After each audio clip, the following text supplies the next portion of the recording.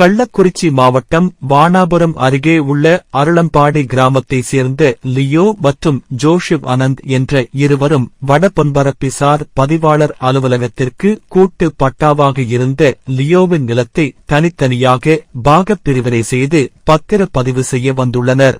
அப்போது வடபொன்பரப்பிசார் பதிவாளர் மணிராஜ் என்பவர் லியோ அவர்களின் சகோதரர் ராபின் என்பவருக்கு போன் செய்து, உங்களுடைய அண்ணன் கூட்டாக இருந்த பத்திரத்தை பாகப் பிரிவினை செய்ய வந்துள்ளதாக தகவல் கொடுத்ததாகவும், நீங்கள் உடனடியாக வந்து தடை மனு வாங்கிக் கொள்ளுங்கள் என ராபினுக்கு போன் செய்து போட்டுக் கொடுத்துள்ளார்.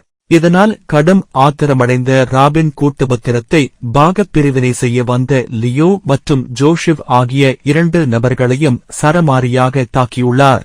ஒருவருக்கொருவர் வடபொன்பரப்பி சார் பதிவாளர் அலுவலகம் முன்பே தாக்கிக் கொண்டதனால் அங்கு சிறிது நேரம் பரபரப்பு ஏற்பட்டது.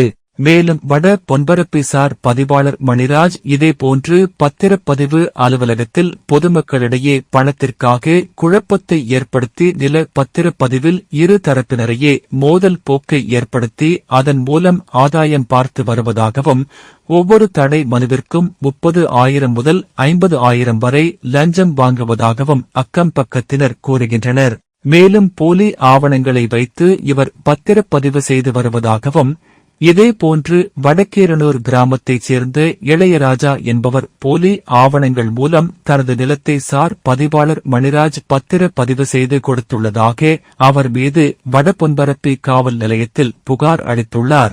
இப்புகாரின் அடிப்படையில் போலீசார் வழக்கு பதிவு செய்து தற்போது விசாரணை மேற்கொண்டு வருகின்றனர் என்பது குறிப்பிடத்தக்கது.